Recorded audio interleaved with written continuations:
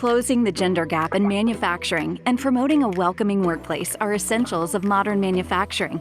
That's why the Manufacturing Institute is doubling down on its STEP Women's Initiative, bringing together women from across the country, building networks of support, and sharing best practices.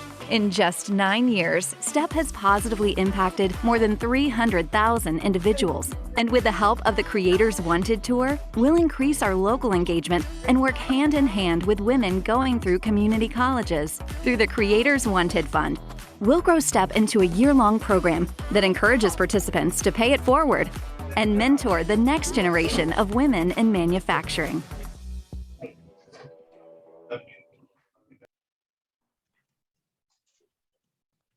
Good afternoon, everyone, and welcome to today's virtual Step Forward on accelerating women in transportation and manufacturing. Before we get started, I'd like to go over a few housekeeping items. All participants' microphones have been muted upon entering the meeting. We will be recording this webinar and we'll share a link with all registrants after the event. And lastly, there is a chat feature which can be accessed from the bottom of your screens. We encourage you to post discussions and resources to supplement today's conversation there. If you have any questions for the panel, please feel free to post them in the chat. Without further ado, I'd like to introduce Sarah Shields, Director of Engagement Programs at the Manufacturing Institute. Thank you, Katie, and good afternoon, everyone, and welcome to Step Forward, Accelerating Women in Transportation and Manufacturing. As Katie mentioned, I'm Sarah Shields, Director of Engagement Programs at the Manufacturing Institute. Excited to be here with you all today. We have a great event ahead. Before we get started, I want to thank our sponsor of today's event, Union Pacific, and I'd like to invite Lisa Stark, Assistant Vice President of Public Affairs at Union Pacific, to say a few words. Lisa? Thank you, Sarah, and thank you all for joining us today. As Sarah mentioned, my name is Lisa Stark, and I serve as Assistant Vice President of Public Affairs at Union Pacific. I'm proud to be here as part of Union Pacific to sponsor this important event that will explore how we can better reach, support, and advance young women in the transportation and manufacturing industries. At Union Pacific, we are committed to fostering an environment that increases opportunities for women. In fact, we intend to double the number of women in our workforce within the next 10 years.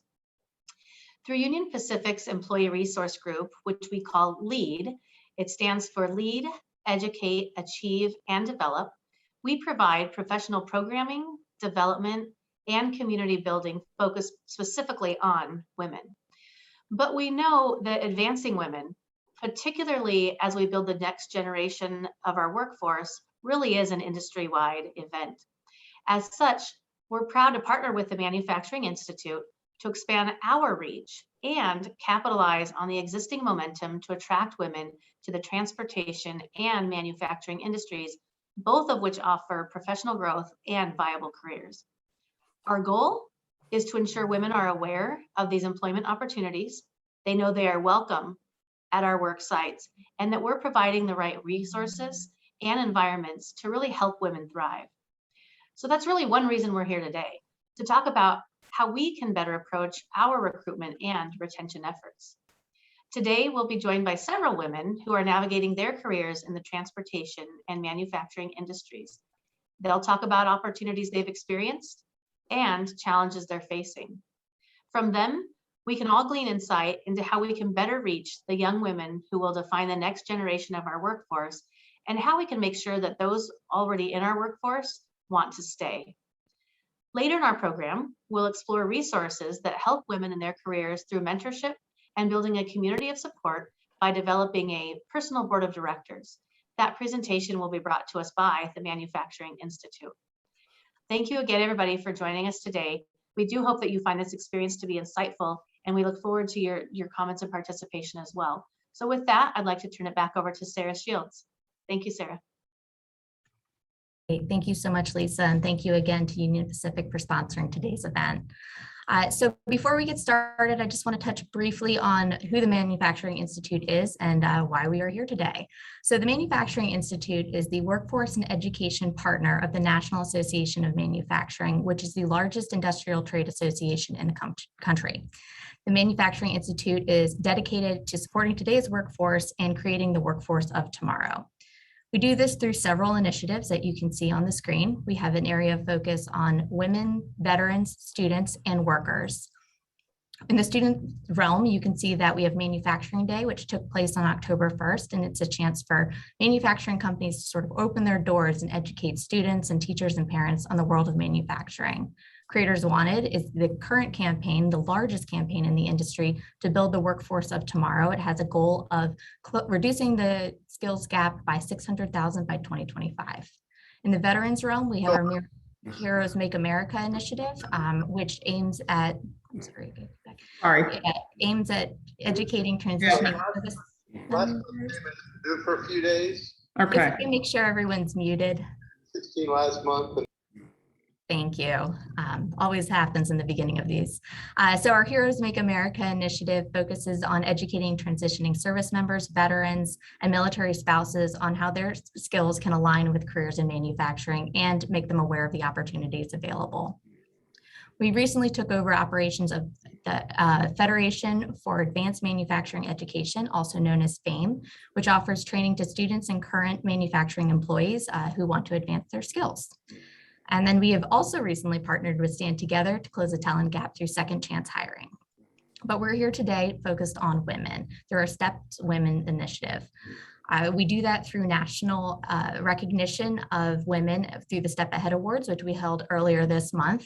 Very successfully recognized 130 women peer-reviewed for their accomplishments and contributions to their companies, communities, and the next generation. And today we are with our Step Forward programming, which is an opportunity for events like this to connect women with each other, to learn from each other, and to educate the manufacturing industry on what women are facing in today's world.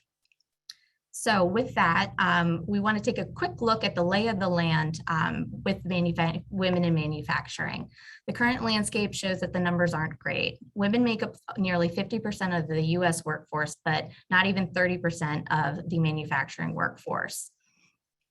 And we have seen that the pandemic has just added an additional layer. 70% of the women, 70% of women who have left the workforce have no intention of returning anytime soon.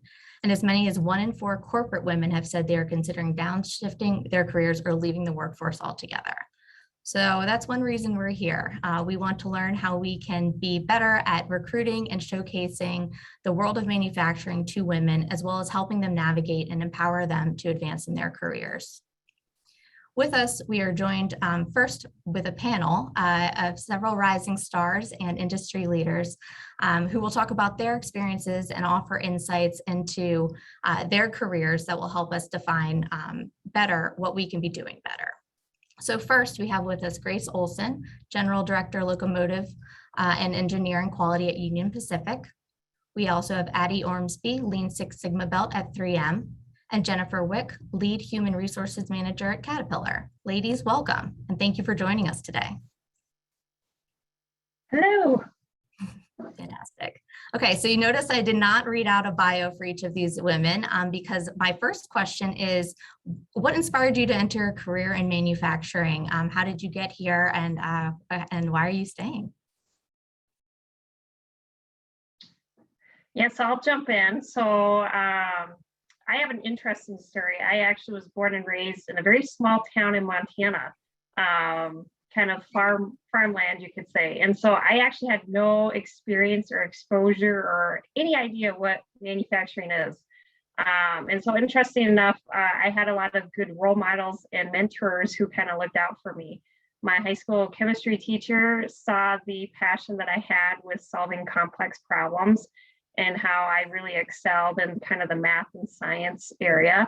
And so he kind of encouraged me to kind of look into the engineering side of things.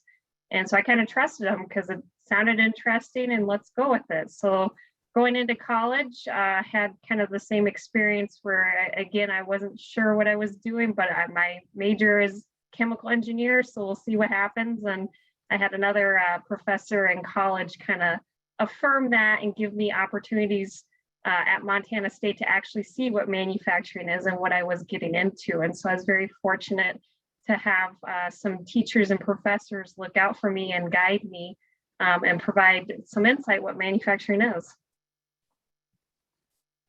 And you already touched on mentorship, which is a theme of today. So thank you for going there already. How about you, Jennifer?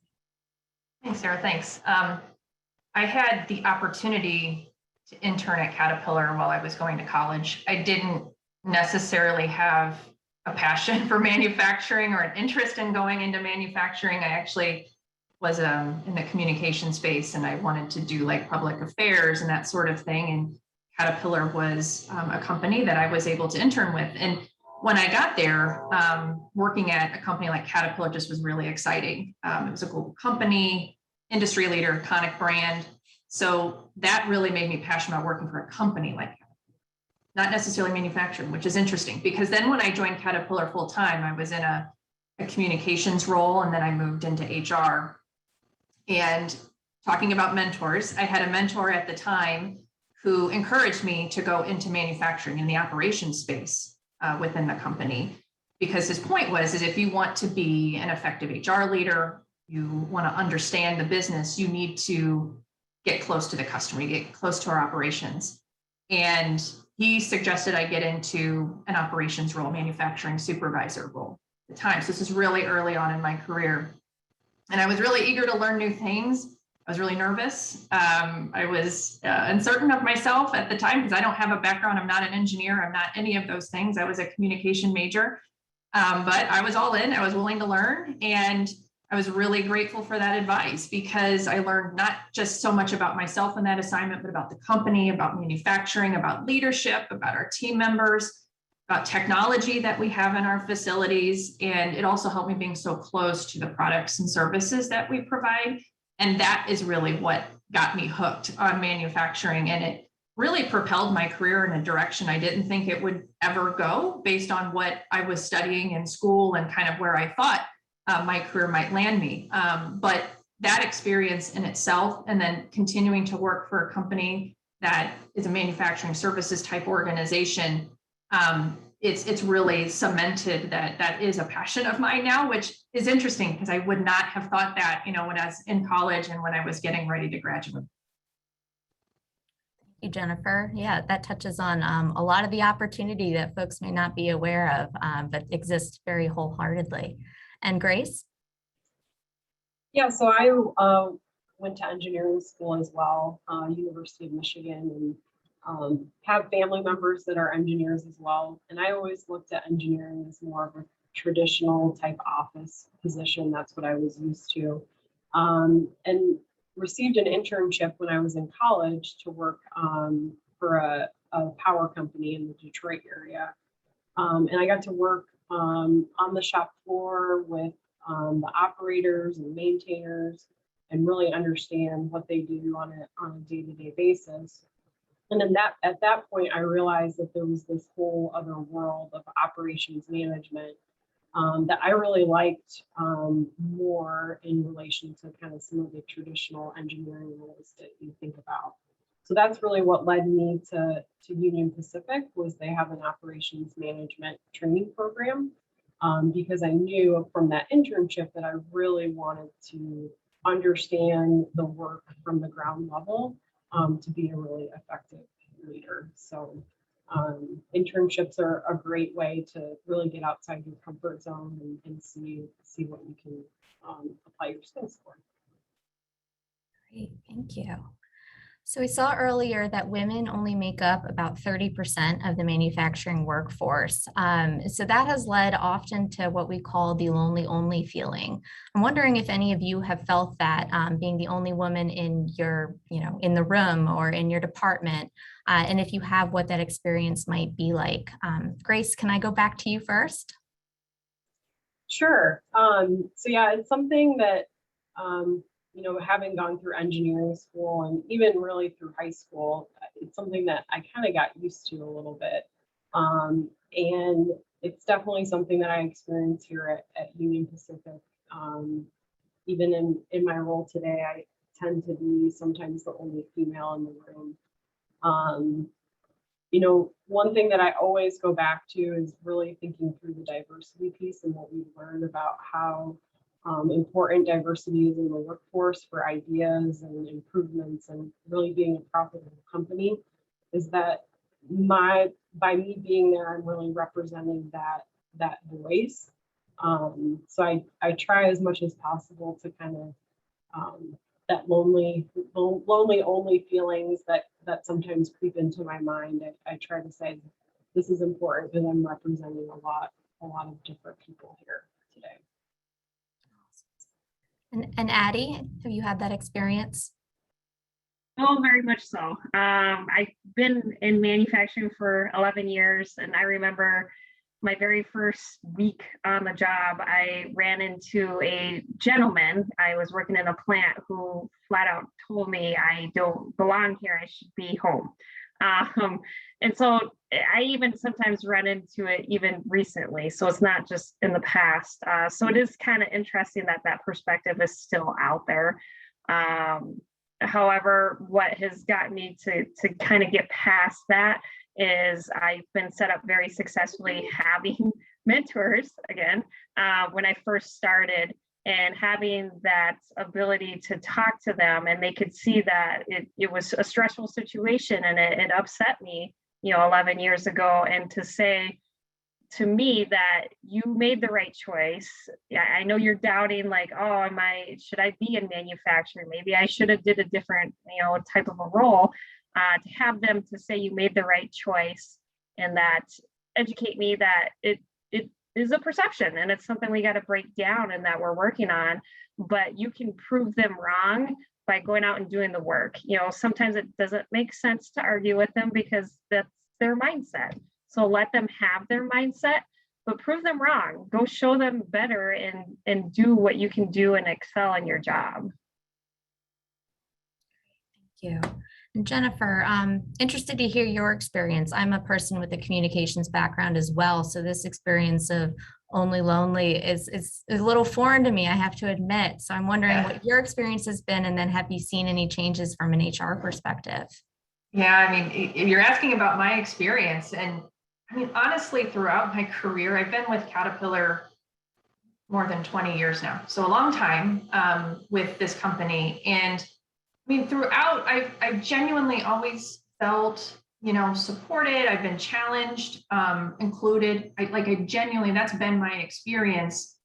Challenged, stretched, all of those things. And so I personally haven't, that emotion, I guess I've never felt. I've never felt that, but I want to be careful because I'm not dismissing that at all. It's just in my personal experience. Now, I've had experiences in operations, HR, as well as communication. So all of those experiences are varied, and the makeup of those populations can look different at any point in time. But I will tell you that through my peer groups and mentors, I've not experienced that feeling personally. And I guess what I would say is what maybe has helped me not have that, and feel that is, again, those mentorships have been really helpful, whether men or women. I've been fortunate to have great people I've worked with and for, in addition to mentors that I've had throughout my career that have really helped me on my career journey. And I think about if that's something you've experienced. I loved what Addie said, and her advice was great. And I think about her experiences she's had, and be a mentor to others, because for me, when I was young and early and growing in my career, it was really interesting now reflecting back how important that was for me, and having that person to talk to and guide and coach in addition to my leaders was really helpful. So I think that's something, is that we can do ourselves. And then also I think about like employee resource groups or things like that, which can be great organizations to be part of if your company has those, or even something like this, where you can develop those peer networks so that you can engage with other women in the industry. So it's been really, I guess, through my career journey, I've always felt that inclusion piece, but I think there's been some intentional, development with mentors and leaders that has really helped me. So I haven't felt that, and I really have felt that inclusion, but I totally believe and understand, like what Addie was just describing on how you can face that if you experience it.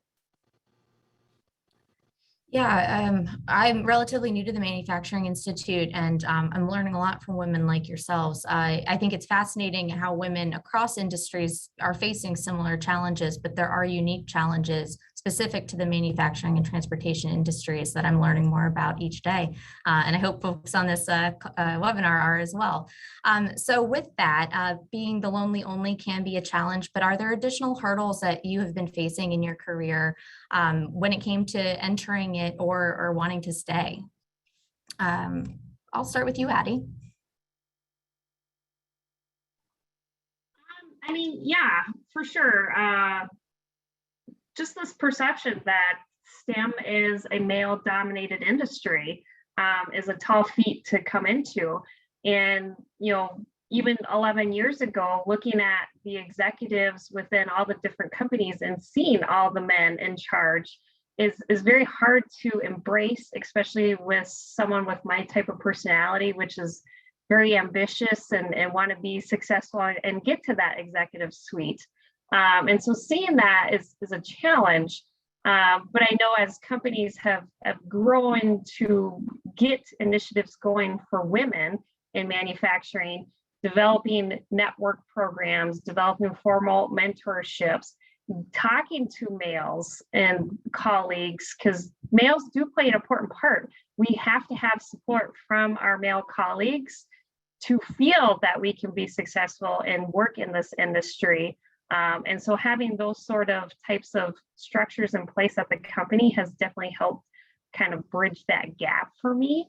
But then, of course, again, having those mentors and people that I can talk to when I get in situations where, I do feel like that lonely only or only lonely scenario and know that I'm not alone.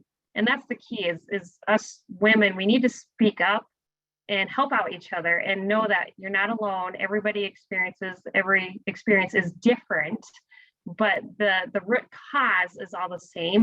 And we're here to support everybody here to be successful and achieve whatever goals they want to achieve in the manufacturing. You touched a little bit about what our next question is going to be about initiatives in place. But before we turn our attention to that, Jennifer or Grace, anything that you have noticed in terms of hurdles that you're facing in your own career, or Jennifer, any hurdles you're facing when you're looking at recruitment or retention? Yeah. I guess from my experience, I guess what I think about is encouraging enough girls and young women to go into manufacturing to see that as a career option in the first place. I think that is something that there's been a lot of efforts to encourage STEM and that sort of thing. And the more we can do with that, the better. Because again, like from my experience, which I know was a long time ago, but it wasn't something that I really thought of, even in the degreed field that I was working towards. It really didn't cross my mind. It wasn't necessarily encouraged. So if the more that we can do of that and how we develop young women and girls into the STEM field, for me, that really is, that's your pipeline for your future, leaders and your future innovators in manufacturing. So I guess for me, I don't know if I necessarily call it a hurdle. I think it's just a big opportunity that we all can maybe work together to do that, and play our role into helping encourage girls and young women into the field. Yeah, and I think for me, my career, I've had to move quite a bit with Union Pacific, and I'm very grateful for all of those moves. But at times it was very hard to balance my personal life, kind of going back to the statistics of women sometimes having to make that choice between family and work. So it's something that I'm trying to be more mindful of in my new leadership position as I mentor young females, is that you might not always have to move to be able to get to that next level or that next career progression. I'm trying to be more mindful in those conversations so that it doesn't feel like an obstacle that if I don't move multiple times in my career, I may not be able to be, X position or Y position. So that's something that I'm trying to do through my mentorship, is really be mindful about those conversations. That's very interesting and fascinating. I think the elusive work-life balance is an ongoing thing for many women, and not even factoring in the fact that you might be offered an opportunity to move somewhere else at the drop of a hat. So along those lines, Grace, you talked a little bit about what you're doing to kind of develop the next generation. What other sort of initiatives are you all seeing put into place to kind of help women advance in the manufacturing industry, or what kind of initiatives would you be looking for? I think the one like this is excellent. I was very involved with the Society of Women Engineers when I was in college, and as I moved into the professional world, I didn't really follow that group because it felt like maybe it was more of a traditional, like I talked about at the beginning, traditional type role. So I think having more focused groups like this and understanding that there are resources is really important. I think that's a great example. Organizations like SWE, like this, are incredibly important. So I 100% agree. In our company, and I think other companies are doing this as well, is looking at those learning and development opportunities that, in particular through resource groups, that can really help women in particular on that career journey. For example, at Caterpillar, we have something we call Breakthrough Leadership for Women. We've had a lot of women who have gone through that, but it's really evolved now into women enabling leadership. So it's kind of what that's evolved into, and it's sponsored through one of our ERGs. So one of our Women's Initiative Network developed this because it really had a business need. It helped, and something that women at Caterpillar was craving for, they were wanting, and it was something that would help that. But what it was really about is that enabling individual success, for the women who want to participate, has individual learning, it has group collaborations, how to meet different people that can help you on that career journey and help you learn and develop. And then that content within those types of programs help women gain the knowledge, skills, experiences, and encouragement to enhance their own careers. And I think things like that I've seen other companies start doing. And they may be, a couple of years into their maturity, or maybe a little bit longer, or maybe earlier in their maturity of programs like this. But I think those are really helpful. And Addie mentioned, the role that men have in that journey as well. And we've also had like a Men as Allies type program, so that that can help on the men and their role in support of women in manufacturing, whether it's manufacturing, actually be any field, that we have, but what role they play. And then I also think about, other areas and other ERGs that provide that connectedness, for our women in the workplace. And again, it's not just focused on women, but at the same time, given this topic, I think that's just a really great place where women can connect to others and help in their own personal and professional development. And then SWE, things like this, those are also just things I've seen more of that people now have the ability to take advantage of, that maybe 10, 15 years ago, that wasn't so much the case, but we're seeing a lot of that growth in the industry in these types of programs. And I see them within the company I work for.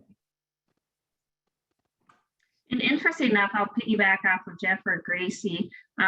They covered a lot of good topics there, but recently 3M's kind of doing kind of the next step. And what we're doing is women-sponsored events where we showcase women's talents. And this is kind of something new, because if we think about a lot of the networking and mentoring and groups and events that we do, it's gathering and talking and getting women together. But this sort of event that we're doing, we're actually focused on what have women in manufacturing actually done. and let's get women together and show and share the success stories so that women can empower women, but we can also demonstrate to our male colleagues like how effective we are and break down the perception that they have with women in manufacturing. And so that's another good initiative that our company 3M has been recently doing. Great. Yeah, you guys keep touching on stuff we're going to get to in a minute. So I'm excited about this. Before we do go back into kind of mentorship and sponsorship and the role that the companies and colleagues have to play there, I'm just wondering what you all think would be good advice for how to reach kind of the next generation. I mean, the millennial word comes up a lot, but right now we're kind of in the middle of our careers, which is bonkers. So there's a whole new generation to reach, and each generation obviously has different, expectations and ways to recruit. So I'm just wondering what your advice might be for folks in the audience on how to reach this next generation or your generation, or just to get more young women involved with STEM. Yeah, I can go first, Sarah. That's okay. I think, first is we can be role models. I think that's the first thing that we can do, and share with young women and girls what the industry has to offer. There's technology, there's innovation, there's data analytics, there's problem solving. It's an exciting industry to be part of, and sharing that back, I think, is really helpful. And then helping them to get involved in organizations or clubs in their schools and their universities to help support and develop those interests, I think, is something that we can actively do. Providing informal learning types of environments to expose girls to different STEM options to help generate that interest, to help them get excited about math and science and all the things that go into a career in manufacturing, and inspire that critical thinking component. And I mean, really, that's going to create our next generation of women innovators, so if we can have a part in that, that would be pretty exciting. And then for those that are in their career currently, navigating their career, because I think there's two parts of it. Really, you can be a mentor. We've talked about that a couple times, but share your experiences, what's helped you grow, things that you have found valuable during your career path. Champion talent within the organization. It's something we can do. And then thinking about different ways that we can partner with local high schools, for example, to engage with girls about providing them opportunities about learning about future in STEM. So how do we help generate that interest early as young girls are growing up, so that it is something they're thinking about, and that's something that they want to focus their career on. I think those are ways that, I'm sure there's many others, but that we can actively participate in helping to encourage girls and women, as well as people in their careers today, in the manufacturing industry. Yeah, I think the pipeline, when you think about it, really starts at elementary school. I think back to math classes that I had, and if I had maybe listened to a teacher or a fellow peer, I may not have gone into engineering school. So I think it's really important to have those programs, from early on in elementary school all the way through college, because you really do need those checkpoints from a mentorship or role model standpoint at every single level at school, because it is tough. It's a lot harder than going down certain other paths. We face a lot more obstacles through engineering school and high school. You're not always getting an A+ in everything. You're gonna face some obstacles and have to overcome them, but it doesn't mean you shouldn't have a career in STEM, or it doesn't mean that you shouldn't be an engineer. So I think it's really important to have programs and support programs all the way through, which Union Pacific, I think, has started to do a really nice job of that in all of their ERGs across the board. And then on the second piece of navigating the career, I learned early on as a mentor that you really have to treat everyone as an individual, and really be open to what that person needs, versus really heavily relying on your experience. So trying to listen to them and hear what their concerns are, so that you can take those questions and really tailor what that person needs to try to retain them. Because in my example, like I said, not everybody wants to move as much as I did for my career. So somebody that's fearing that, they want to stay in Omaha or they want to stay in a different location. I have to be careful about how I approach that so that we can retain them. It's not the only path forward to promotion. I know Jennifer and Gracie touched really well on the beginning part. I don't think I can add to that anymore, but from being in the career standpoint, I think the biggest thing is share your story and be authentic. I know personally, just from my standpoint, I've got great mentors, but there's still a little bit of that roadblock of you want to impress them, and sometimes you're afraid to ask questions. I was afraid to ask questions of how much time should I take off in maternity leave? What's the work-life balance? Like, how's this going to affect my career? Because again, you want to impress your mentor and you're afraid to have those questions. And so I find, as I've learned through the process and being a mentor myself, is feel free to share some of these personal life experiences and be a voice and show that for those who you are mentoring, who may be thinking about these questions, but they're too afraid to tell you, hey, tell them your experience. Yeah, I'm going on maternity leave soon, and I'm really worried about what my career is going to look like coming back. And here's how I managed through that. And so I think that's the key thing I like to tell people is be authentic and don't be afraid to come out and share your story. Don't wait for people to come to you, but be that role model and share so that you can inspire someone and give them the courage to ask some of those challenging questions they may not want to ask. Great. Yeah, a lot of our most successful panels are ones where women got real. They talk about what the nitty gritty is and what to expect and how they've navigated it. So why we do these. So before we go really into mentorship and before AJ's presentation, which we'll talk about next, we did get a question from an audience member. Thank you, Jill. And if anyone can answer this, how many of your companies are looking at DEI through a wage gap, wealth gap for women? And if you need to take a moment on that, we can always follow up with Jill after the panel. And maybe something in general is I do know that many companies across the industry do look at that and are analyzing that type of information. And I think about other things that are driving some transparency. We as a company, I just use this as an example, like Caterpillar, we released our first D&I report to provide transparency and visibility on our progress, areas for opportunity going forward. You're seeing more, types of companies that are sharing this type of information. And I think trying to drive that transparency and we kind of continue to build on that. We had like a D&I conference to keep the conversation going because the intent is to drive that meaningful change. That we published that report, which shows some of our metrics. You can find it on our website. You can go see it. And that was the first time we've done that. And so I know that wasn't the exact answer to the question. It was more general, but I wanted to build upon that. I do see more companies having some of that type of transparency in their gender data, for example, or ethnic minority data, whatever that might look like, and sharing that so we can drive that meaningful change. Jill, I'll do a plug for the Manufacturing Institute as well, who just released a benchmarking survey. I'll make sure to share that link after this panel concludes so that you can see what findings we have from there. Okay, so we have just a little bit over 10 minutes left. So let's talk about mentorship. So that was a common theme throughout. My light keeps coming on and off like a ghost behind me. A common theme throughout and actually going to be the topic of the presentation next. And so it sounds like, can you all raise your hands if you had a mentor? It sounds like everyone had a mentor at some point. Great.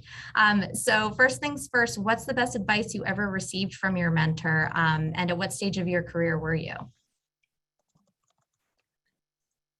I mean, I think the best advice I got was the story I told at the beginning. Someone that really pushed my comfort level on things I was comfortable doing, going into a manufacturing operational role. I mean, that was a huge stretch and it was the best advice I got. But I had a different mentor later in my career. And I wouldn't say it was a specific piece that was the best advice, but what he helped me through were challenges I was having as a leader.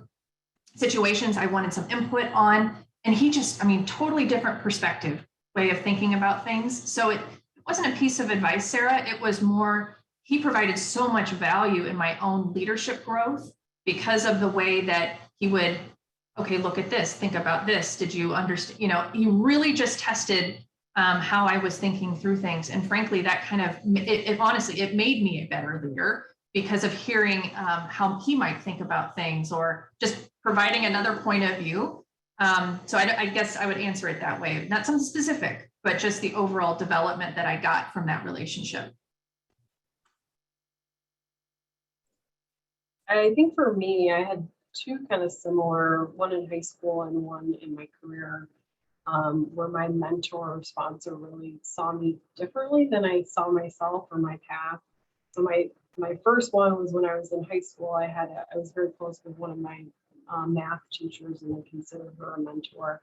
And I told her I want to be a teacher, and I really like teaching, I like mentoring, really enjoy that. And she just said, no, you don't want to be a teacher, you want to be an engineer. And that was like the end of the conversation. So that was a really pivotal point for me. And then similar in my career progression, I had a mentor and really kind of a sponsor. He had asked if I was interested in moving to North Platte, Nebraska. And it was something that was never on my radar, not something that I thought I could do or really see myself doing.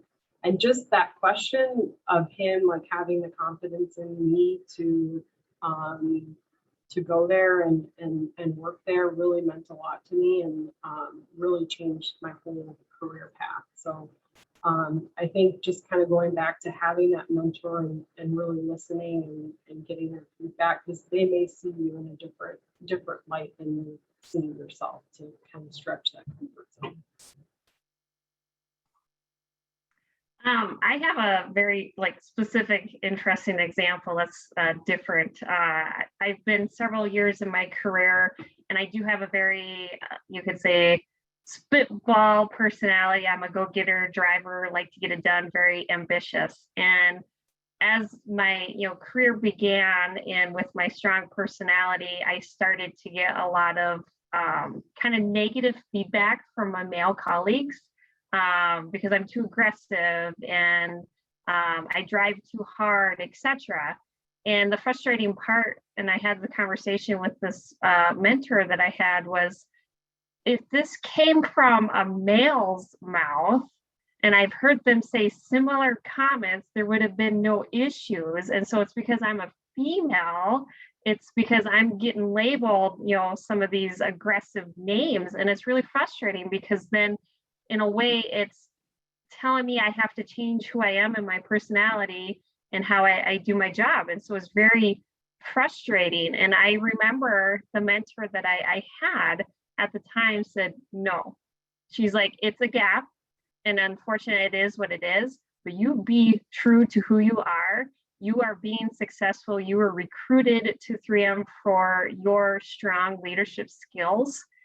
You will run into these situations, but they will come and pay off in the long run. And so remain who you are and continue to drive forward and just move on, and don't let those type of comments tear you down, and let them build you up, because you are being a strong leader and moving forward. Oh, those stories, huh? So you've also mentioned, most of you have mentioned about sponsorship as well. So the act of having somebody actually fight for your career while you're not in the room necessarily. What has been your experience with sponsorship versus mentorship, and what kind of has your relationship been like between the two different types of support systems? And anyone can go first. Well, I guess, in general, from a mentoring perspective, that really serves as a great development tool. If you're looking for things that you're looking to develop, if you're looking skills, you're looking to strength, you're getting some advice and getting feedback. A mentor is really that intentional learning tool that you can utilize. And, in my experience with mentors, I haven't had, let me say it a different way. I've had different mentors at different period in my career. based on some of the skills I was hoping to develop, some of the things I was wanting to learn, some of the things I was wanting to talk through. So I've kind of adjusted my mentor. Of course, I've always kept relationships with those mentors I've had, but maybe I don't meet with them as regularly. I don't talk with them as regularly and that sort of thing at certain periods of time. You know, on a sponsorship and the role of a sponsor is to be that champion, you know, for you in your career and actively be a opponent for you for whether it's career growth, promotion, you know, different types of opportunities. And that person is going to be your sponsor. They're the ones that, you know, are going to be, so they're very, I see them, they're very different roles. And I've been personally more focused on the mentorship side because that's where I felt I'm going to get the development that I'm looking for. And I'll be able to have the conversations I want to have that I believe a mentor can really help me think through the whatever challenge I'm facing, whatever thing I really want to get some advice on or some feedback on. So for me, I've personally, and when I talk to my team members, it's really been in a mentorship space and how can you utilize that to develop and close any gaps that you might have. So I guess that's just my perspective.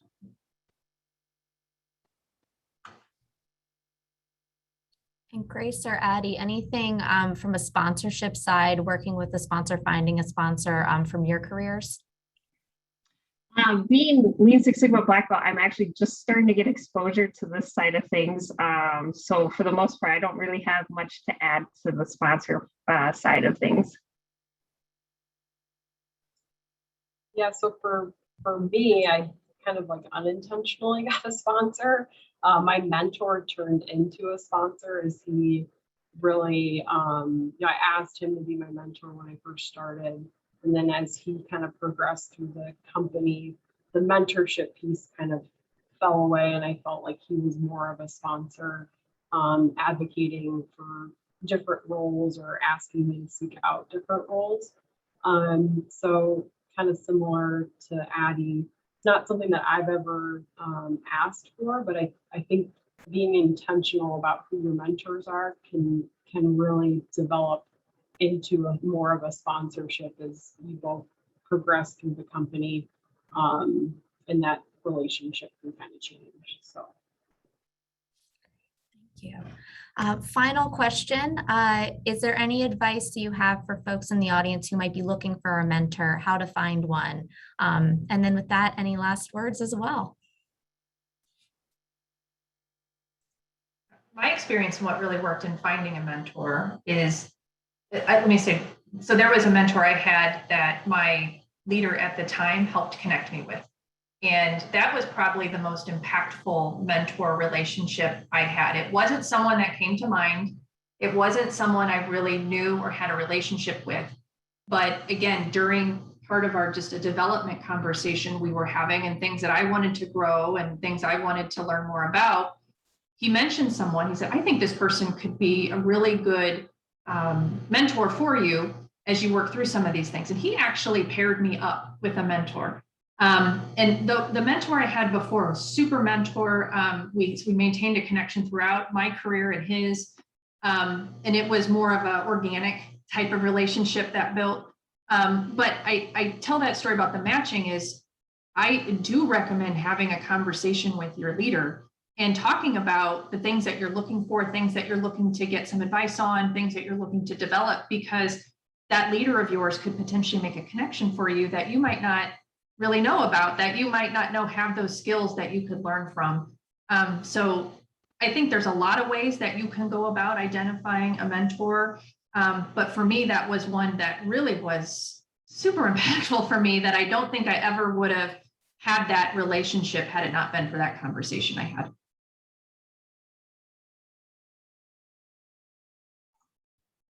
For me, that was a little bit of a challenge, mostly because I'm kind of an introvert and I don't necessarily like to do a bunch of networking. I just like to do my job and focus and keep going. But I learned you need the support, you need people on your side for whatever, various reasons.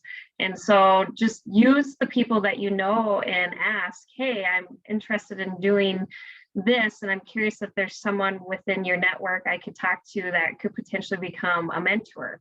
So put yourself out there and talk to people and build relationships, and then identify who those people are that you can turn into mentorships that can help advocate for you.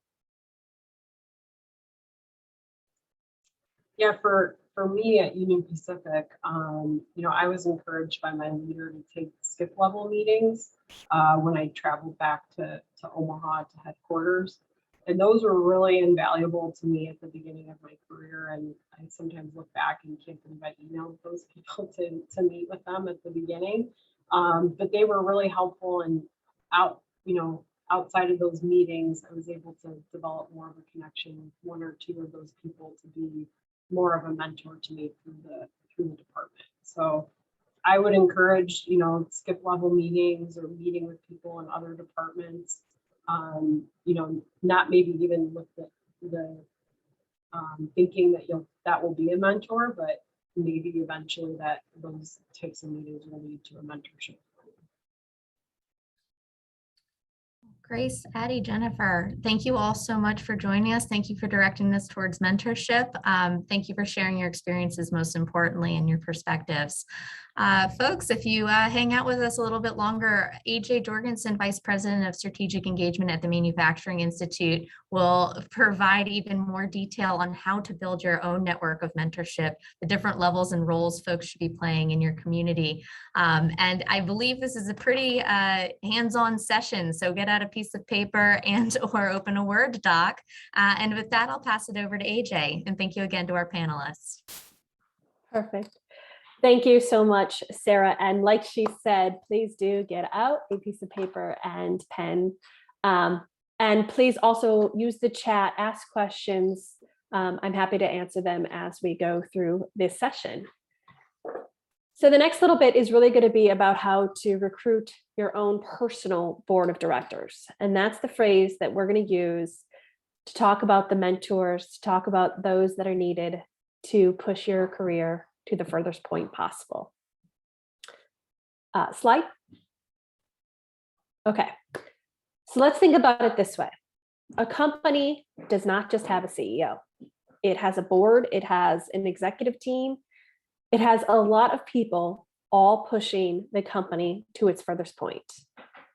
We have to get to a place where we think about ourselves as the CEO of our own careers. If you can wrap your head into that mind frame, then what is a personal board of directors? It's taking mentoring, the things that we just heard about, it's taking it just a step further. So instead of having just a single mentor, you're creating a tribe of mentors who are deeply committed to investing their time and energy, all of their efforts into your success. So your personal board is there when you have the great victories, but also when you're unsure of what your next step should be. So while a board for a company or a nonprofit probably meets once a month or in a formal setting of somehow, your personal board is going to be available as an on-needed basis. So your relationship with each mentor, with each board member is going to differ. Some you may meet with one of your mentors every single day. Others, maybe it's an email every few weeks. The key to a personal board of director is that first term, personal.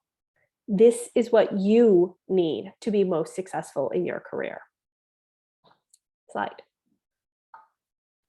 Okay, so here we go. I do want you to get a piece of paper out, and I want you to make a long list of people who can serve on your board. And you're going to segment them into these three columns. One is people you know well, one is advisors, and one is people you admire. You can see that on the screen. So people you know well, right? Siblings, a partner, a really, really good friend, an advisor, maybe it's an accountant or a lawyer, a speech coach, somebody that you really look up to in your professional life. And then people you admire. Maybe this is a senior executive, a parent, a professor. So once you start to break them down in those three categories, think about things like who influences you, What perspectives do you value? Who is your back? Who comes through with the resources? And while you're doing this, I also want you to think about 4 things. A person from within your industry. So think about somebody who's maybe several steps ahead of you in their career, that you would potentially ask, hey, how'd you get there? What roadblocks did you face? Somebody outside your career. So kind of push away the idea that they have to be inside your industry and think about somebody who could offer some additional or distinct point of view from those around you. Somebody good with all that emotional and relationship stuff. So think here when I talk about emotional relationship stuff, and I'll get more in depth the next slide, but think about somebody who's not a family member or friend. Think about somebody that you connect with, that you can say, I've had a really bad day, or this terrible thing happened at home, or I'm really struggling with a colleague, somebody that is going to be able to be objective. And then the 4th thing to think about is just somebody good with numbers. And this is specifically for manufacturing, but we are a very metric-driven industry. So if numbers is not your forte, then make sure you include someone who is. So I'm going to give you just 60 seconds and then I'll circle back, but I really do want you to focus on making a list and breaking it down into those 3 categories: people you know well, advisors, and people you admire. And then in the chat, if you could do a thumbs up or say good to go or done, so I can see where everybody is.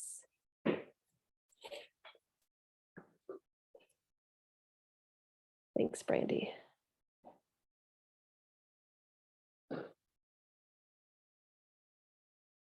Thanks, Selena.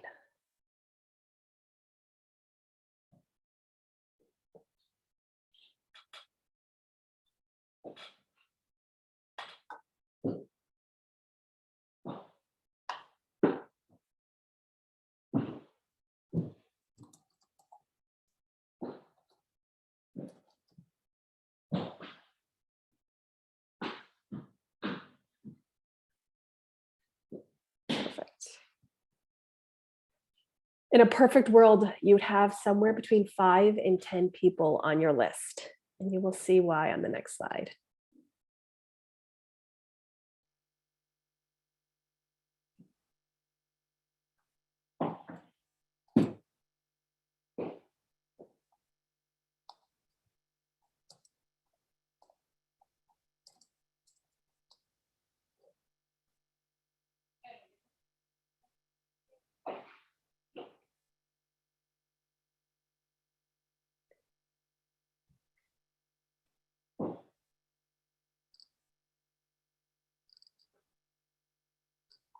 Okay, let's go to the next slide. If you're working, just keep working. This is who research says needs to be on your personal board of directors. The first thing that I want to say is the list that you're creating today, revisit it. You've just come through an hour-long session where you've heard a lot of really amazing, inspiring women talk. Or maybe you've had a terrible day, but always visit it a few times over the next week or so and make sure that the people you have on your list are the people you still want on your list. The other thing to note before I really get into what these are is you want to shoot for a good mix. So you want to mix up professional skills, industry experience, age, gender, knowledge of abilities.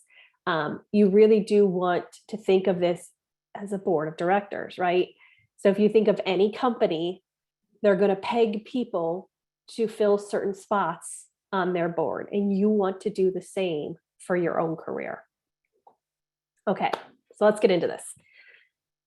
So the first is the truth teller. This is going to be what most people call your standard mentor, right? This is somebody who is going to support your growth and development, specifically by providing advice and feedback, guidance to you. They're going to act as a sounding board for all your career-related decisions and help you navigate through any challenging situations at work. He or she may tell you things, though, that you don't want to hear, but that you need to hear. So this is what's important in a mentor, right? Somebody that can be honest and frank, occasionally harsh. So a story that came up is a few years ago, I was talking to a friend who was frustrated by some feedback that she received from her boss about her communication style. And we were having this conversation with a third party, and the third party, who ended up being her mentor, the truth teller, said, well, maybe it's you and not your boss. And it was this moment of, we're used to these situations, right? Where you say, my boss stinks and it's their fault, but actually, potentially not. You verbally process out loud. And so maybe she can't determine your stance. And if you're making a decision versus this is an idea you're just thinking about, and maybe you need to plan out before you speak. And it was that moment, and it was that piece of advice that was desperately needed. And it did change the way that my friend put down her thoughts and proposals and pitches, and it drastically changed the relationship with her boss. So we really do need to have someone in there coming from, again, an objective place, telling us what we need to hear, not necessarily what we want to hear. So as I explain that and you have your list, start to jot down who you think on your list would be that person that's going to tell you the truth. The second is the sponsor. We obviously just heard a little bit about this. Statistically, in manufacturing, our sponsors tend to be male. For obvious reasons, we have more men in our industry, but this is someone who is able to put their reputation on the line.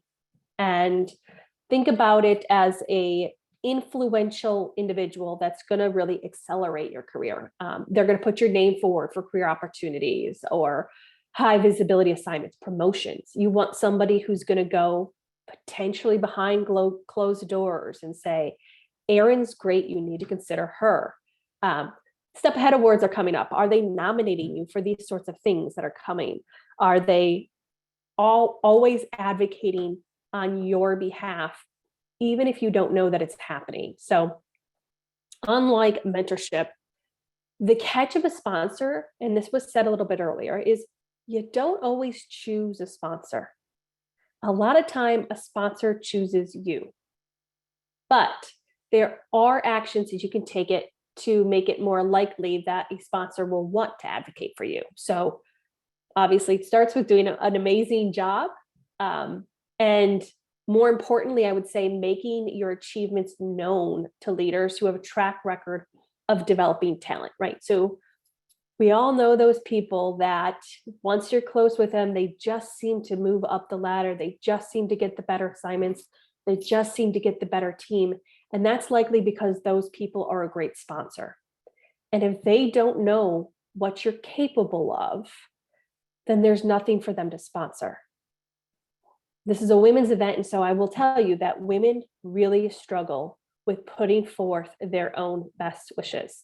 We really have a hard time of saying, I'm great at this and I can do that. One of the stats you've probably heard is that men apply for an open position when they are somewhere between 50 and 60% qualified. Women, it's 100%. We want to check every single little box on the job posting before we will actually apply. And that's true with finding a sponsor.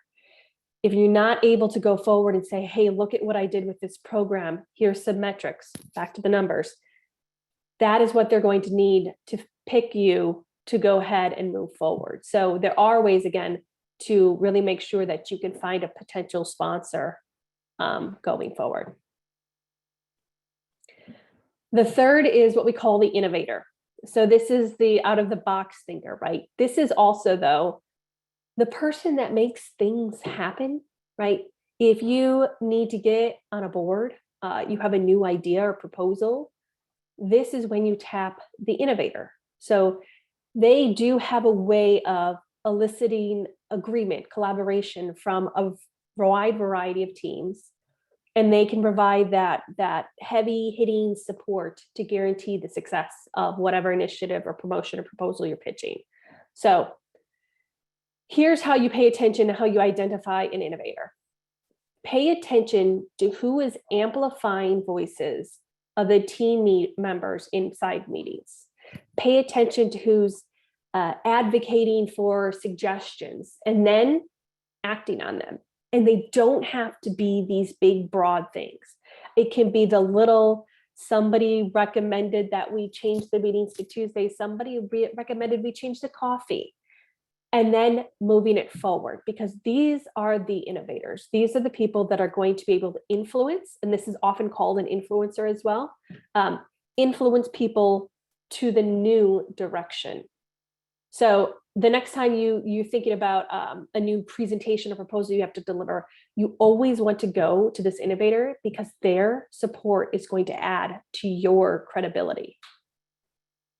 Once you know who this person is, volunteer for stretch assignment. It can be anything. Volunteer to work in this person's circle. And that can be on the holiday party. It does not matter. But what you want to do, and the goal here, is to get acquainted to enable that influencer, that innovator, to recommend you, to see you, to collaborate with you in the future. So again, as I go through these, make sure you're jotting down notes of who on your list you think is most applicable to each of these roles. So the fourth is the expert, right? This is the informational powerhouse. This is the person who always has a pulse on what's going on in the organization. But key to this one is also in the broader business environment, right? They always seem to have the intel about new trends, ideas, projects, opportunities, everything. Key here, they do not need to have a senior job title. They do not need to be above you. This person usually does have a breadth of responsibility that you can connect with. It's often cross-functional, but that does not mean that their title would designate the expert. This person is just very well versed in the entire business, the entire company, and the industry at large. And then last but not least is that safe space. So this is your no judgment zone. This is going to be one of your longer relationships. And I will caveat that it cannot be just your partner. This is going to be a people person, somebody who's just as really good at relationships, seems to get along with almost everyone. In a public setting, they're often the person who's walking around and shaking hands and helping to meet. They have a great way of having probably a huge LinkedIn presence. They really have a great social network. This is the person that, of course, you can go to vent, to be honest, to not watch your words, to just say what you need to say to get it off your chest. Okay, so now let's be clear. Some of these are going to overlap. That is often happens, but your goal should have one board member per assigned to the main role. And those are your 5 roles. Slide. Okay, so you've got your names, you've got your 5. Then you want to think about, next to each of those names that you put on your list, is what is your relationship, your organization or company, what is the specific knowledge or skill, and what's their contact info. And again, what we're thinking about here, do you have too many financial advisors? Are you missing marketing? Are there too many people related to you? We really need to have a great mix of talents, of industry knowledge, of experience. You want your board to be as diverse as possible. We all know this is right. We all know that diversity is critical and key. So we want that to be represented in our board as well.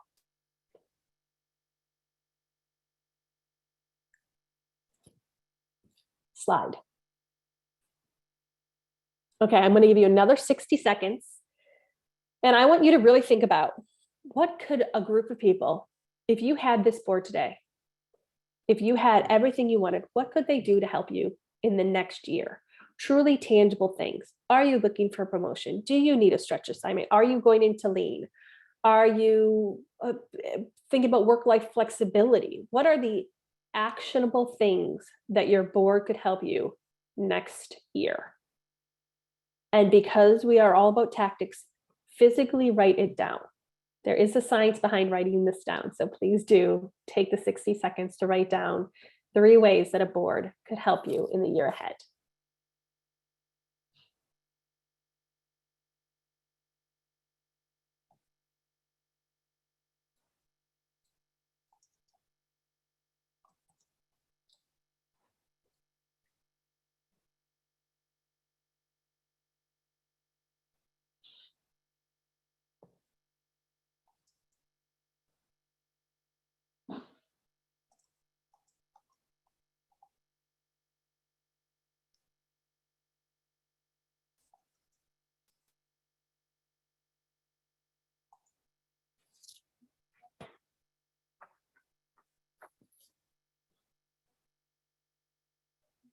I'll give you another 30 seconds.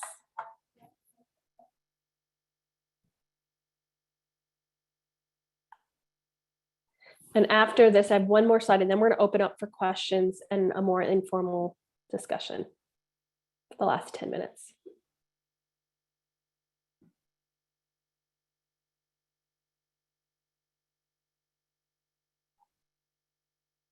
Okay, let's move to the next slide. Okay, so at this point, you should have a list. Hopefully next to it, you have a few ideas of which role they would sit on your board, and ideally a few ideas of how they could help you in the next year. Here's how you start to actually invite someone. 1, this is going to be mind-blowing, I know. Tell the candidate that you've decided to assemble a personal board of directors, and you would be honored if he or she joined the board. Truly. So what you want to do is you want to explain that your board, and you can call it, you don't have to call it a board, but your mentors will be give you advice to you, and there's no requirement. It's going to be ad hoc. Decide, do you want to talk weekly, monthly, quarterly? How often do you want this mentor to have a relationship with you? Let the candidate know that you respect his or her judgment, their experience, their knowledge, and that you believe that this person can offer you sound advice.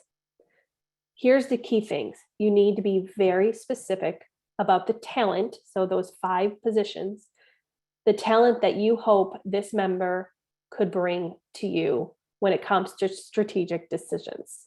This is very critical. Women in manufacturing, because there are so few women in manufacturing, let alone even fewer in our leadership ranks, they tend to get overasked. Many women, right? It makes sense. Many women end up with somewhere between 6 and 20 mentees as they progress in manufacturing. So what we need to do to make it as easy as possible is tell them exactly what we need from them. We don't want them to have to figure it out.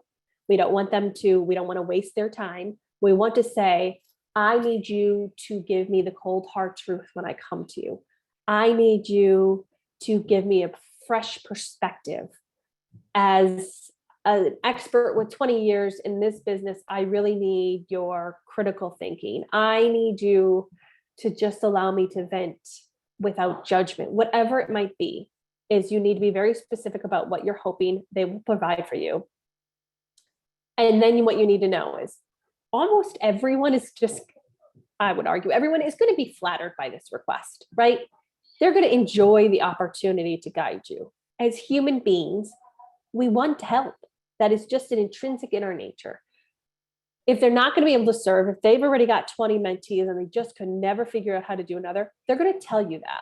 But 90% of the time, if they tell you, I'm unable to help you, I'm sorry, I'm too overwhelmed already, they're going to recommend someone else. And if they don't, you can ask them to.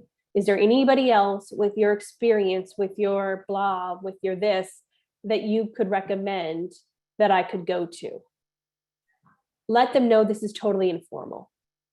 Ask them, come to them with here's a challenge I'm currently presented with. Here's a proposal I'm thinking about pitching.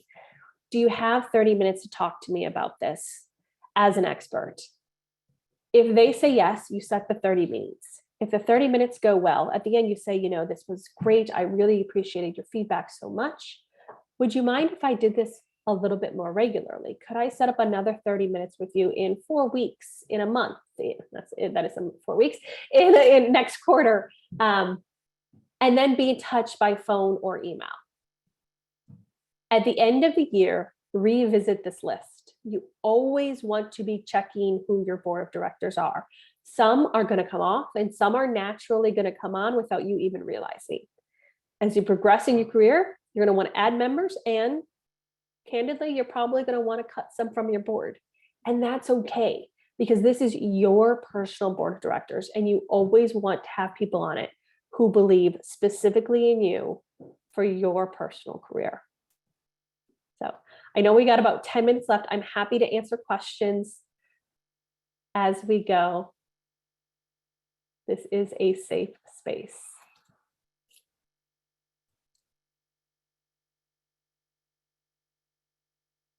I would love thoughts on what to do if your main sponsor leaves or retires. So I will tell you, it depends. Great answer. If your main sponsor leaves or retires, it depends on the impact that they have. Are they retiring and then instead serving on several other corporate boards, or are they retiring and going out on a boat? If it's the latter and they are truly living, if it's the former, you probably still want them engaged, because as they grow, you can still grow. If it's the latter, you're going to want to find a new sponsor. The easiest way to find a secondary sponsor is to do exactly what you have been working at towards. So now you've likely been focusing on how you grow new opportunities. And if, let's say, I'm going to use example, the chief corporate affairs officer has always been your sponsor. She's retired. Now what do? Who's replacing the chief corporate affairs officer? Because often what you can do is set that meeting and say, hey, I had this really great relationship with Denise, and I know she's retiring. I wanted to see if, you and I could continue the conversations that she's had. I know you might, as stepping in this role, you might be a little overwhelmed. So I'm happy to wait a month or two until you get more acclimated.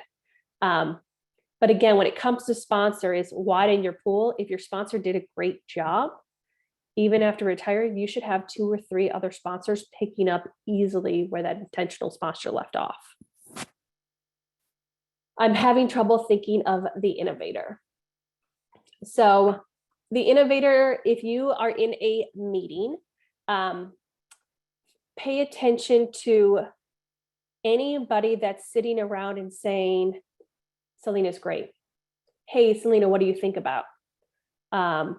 That's going to be the person that's the innovator. But also think about, who is the person that you go and play devil's advocate with?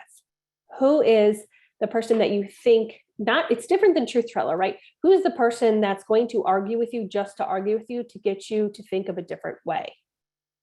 That's going to be your biggest innovator. Often this person is probably not going to be specifically in your same role or even in your company. Look outside. Go through your LinkedIn network and say, who is somebody that I'm connected to that if I'm in manufacturing, they're in finance, but they have maybe a similar role, even though they're in finance. That's the easiest way, I think, to figure out your innovator, is think about who you would argue with. Yep.